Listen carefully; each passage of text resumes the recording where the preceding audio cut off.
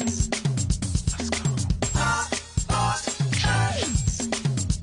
and see, it's the Lord's Church TLC, where everyone is welcome. Be free and tell somebody. Reach in, reach out, reach up.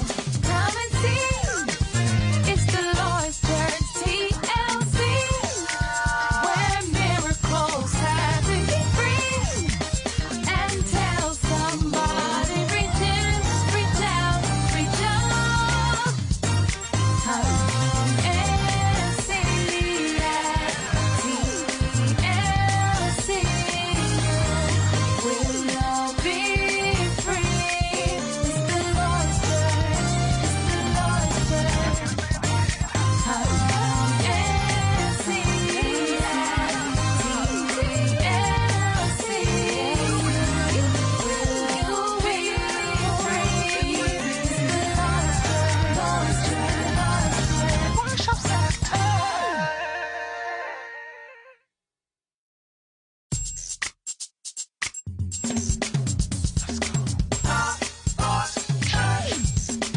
Come and see, it's the Lord's Church TLC, where everyone is welcome. Be free and tell somebody. Reach in, reach out, reach up. Come and see, it's the Lord's Church TLC, where miracles happen. Be free and tell somebody. Reach in, reach out, reach up. Come and see at TLC. We'll all be free.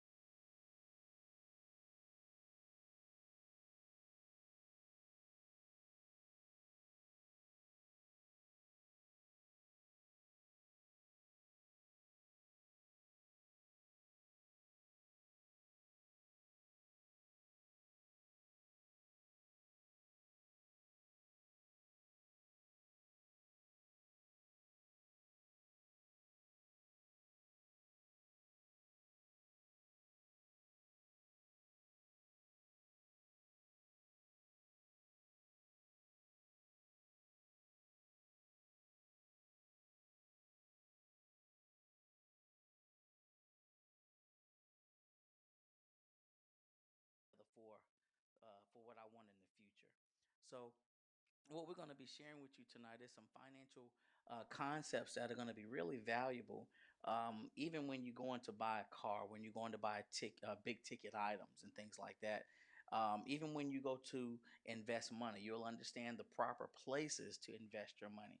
There are places that you do not want to invest money, and we're going to go into that as we're going into our session tonight. All right.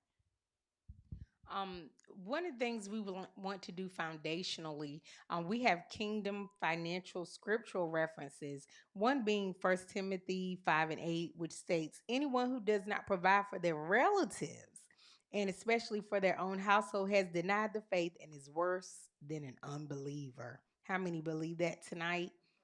Proverbs 13 and 22 also states a good man leaves an inheritance to his children's children, but the sinner's wealth is laid up for the righteous. I believe that. James 1 and 22 also states, do not merely listen to the word and so deceive yourselves, but do what it says. All right. Financial wellness. Well, what is that? It is the ability to manage your money to meet your needs and feel secure about your financial future. If with the show of hands, do you feel really, really secure about your financial future as it is right now? Right. Most of us feel a little shaky, feel a little uneasy. So the question we ask is, why are so many people having trouble in the area of finances, right? And one thing that we find is one of the reasons that they're having trouble is that um, they don't have a financial education, right? The financial education is very important. How many of y'all went to school for finance? Right? Most people didn't go to school for finance, right? Most people did not have a financial game plan, right? They said it says in the scripture, write the plan and write the vision and make it plain, right? If you don't have nothing to write, then you're kind of going blind, right? And then last but not least, most people don't have a financial coach, right?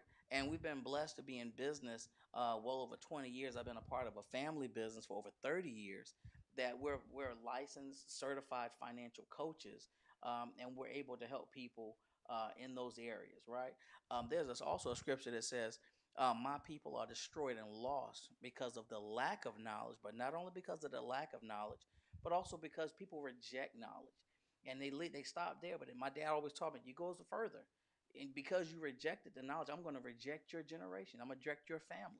Now, who wants to leave a curse for their family just out of pride, right? You what that says when you know better, you do better. Okay.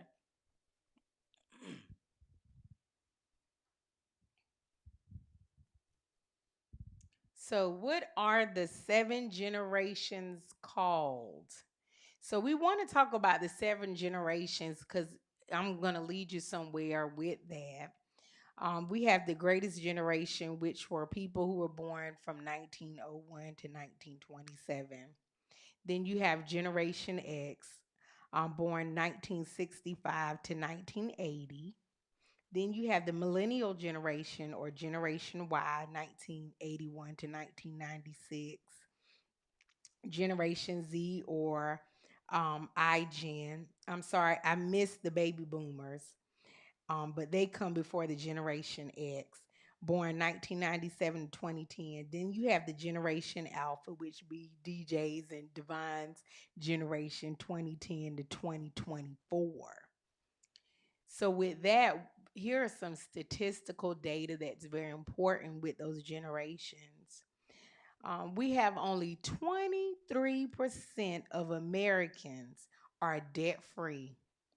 That's really, really bad, according to the most recent data available from the Federal Reserve.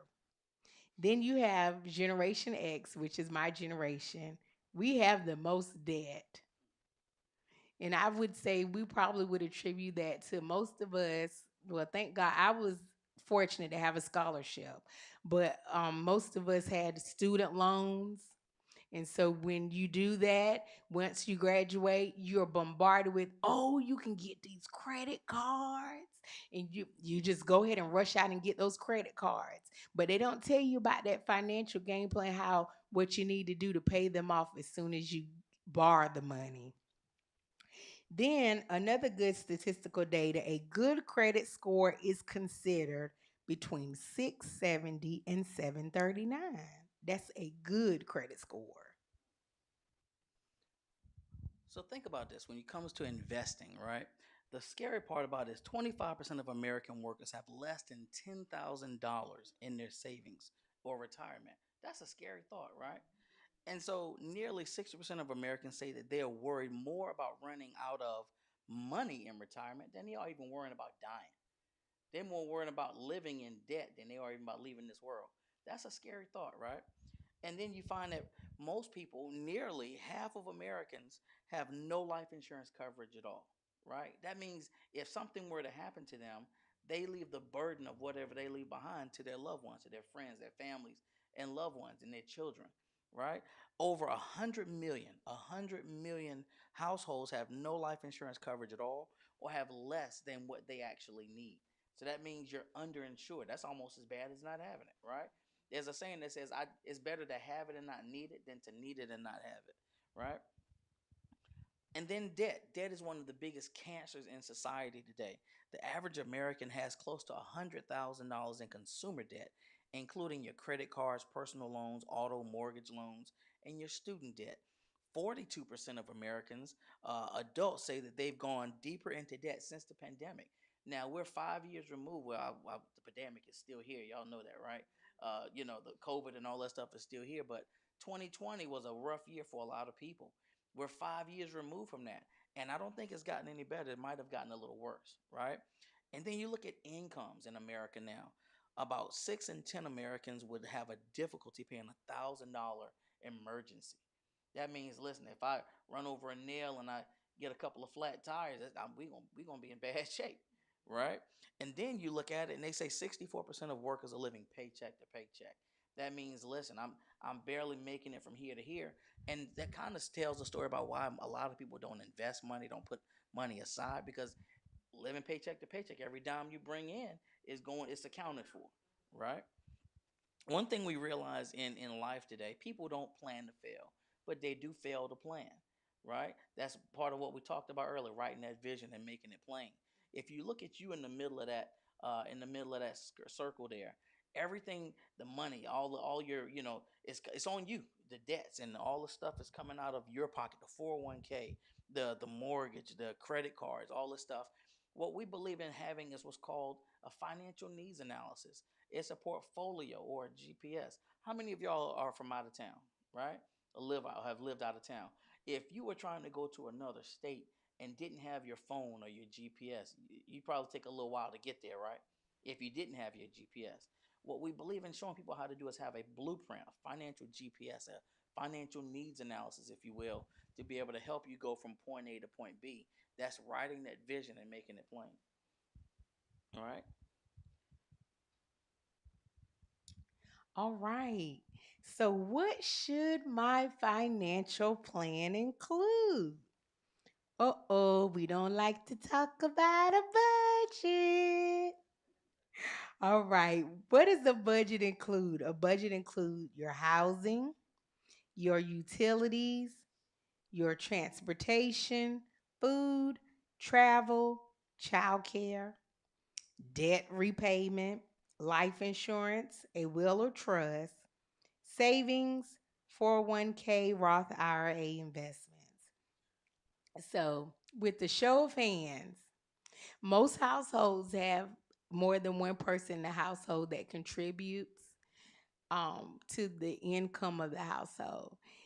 But we also know in most households that one person usually pays all of the bills, while you have more than one person that sits there and contributes. So let me ask you a question. If something was to happen to the one person who pays all the bills, would you know what day of the month you had to pay your bills? Pause for 1 second.